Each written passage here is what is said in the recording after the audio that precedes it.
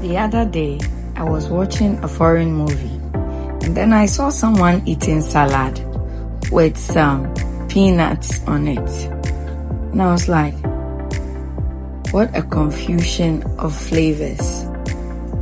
An African might say they could never do this, but we will do this one. Groundnut soup, and then at the tail end of our soup, we are going to cut some green leafy vegetables and put it in it. But today we are not going to add any green leafy vegetable in our groundnut soup. Regardless, we are using our traditional way of making chicken groundnut soup, the traditional way. So you put your chicken in your pot, you add some negro pepper, you add bay leaf, your tomatoes, onion, carrot, and then beetroot. Then for the groundnut, you see this groundnut that I have here is almost finished. And when groundnut is almost finished, you can see that it has 0 to no oil at all in it. And so I'm adding a bit of the fresh groundnut that I bought. And so you will not be seeing my groundnut having so much oil at the surface at the end of the day. It does not mean that my groundnut was not cooked well. It means that whilst we were using the groundnut in the old container, we were not mixing the groundnut with the oil, and so the oil separated to the top, and then we used that oil for cooking other things, and then we just left the groundnut with just a little bit of oil to preserve it.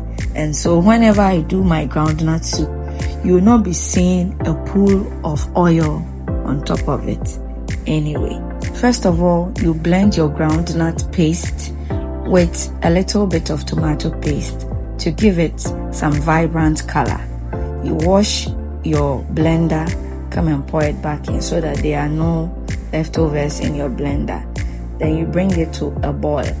You need to continue to stir until everything is well incorporated. And you do not have to leave this groundnut and go and sit somewhere. Just like how you make your porridge or your cocoa, you keep stirring until it thickens into a very thick paste with oil at the top. Then you know that your groundnut base is fully cooked. This is the traditional way people make groundnut soup in Ghana. But for me, I always put my groundnut base straight into my soup and then allow it to do its own magic. And then it cooks anyway. But as usual, because of how I store my groundnut, I don't have too much oil floating on top of it.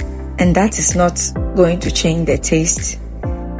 The healthy nature of the soup is still going to be groundnut soup. Just ensure that it is fully cooked so that nobody has running stomach. So after your meat has steamed for a bit with these vegetables, you take them out and then you blend, come and pour it back in. Now, because we cooked our groundnut separately, we are not going to overcook our groundnut soup. You pour in your blended vegetables and then you add in your groundnut paste. Now at this point, you can see that it has a lot of oil at the top. You are going to mix it with a bit of warm water so that it can break down into a smooth liquid before you pour it into your soup base. We don't want to have any chunky bits of the groundnut paste that we have in the soup. So you mix it until everything is looking smooth like your Hausa cocoa or your Mori cocoa before you pour it into the soup base. Then you leave it to simmer. There's a trick in cooking groundnut soup. If you turn your burner too high, it makes it difficult for your soup to regulate itself. And so you need to put it on medium heat. And then you also need to open the cover of your groundnut soup, because before it begins to settle in boiling like this, it will cook and then expand the groundnut base almost to the brim of your pot, and sometimes might even overflow. So to prevent this, you need to keep a wooden spatula at the edge of your pot and also open it so that it can fully boil, and then the atmospheric air will ensure that it is still keeping it in the pot. Else by the time you come, all your soup would have gone over bar onto your cooking pot, and you wouldn't want to clean that mess. Yes, our groundnut soup is ready at this point. You can choose to eat this with rice, yam, eba, any carbohydrate of choice. Or if you are on a diet plan, or if you are diabetic, you can just consume the soup and the chicken, and that is all. If you are running away from carbohydrates, please do. This soup is good for people of all ages, people who are on all forms of diet.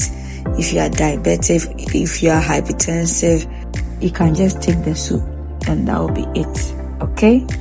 Continue to follow, like, share, comment and subscribe to my space for more healthy options of this nature. See you in the next one as always. Love you guys. I'm out.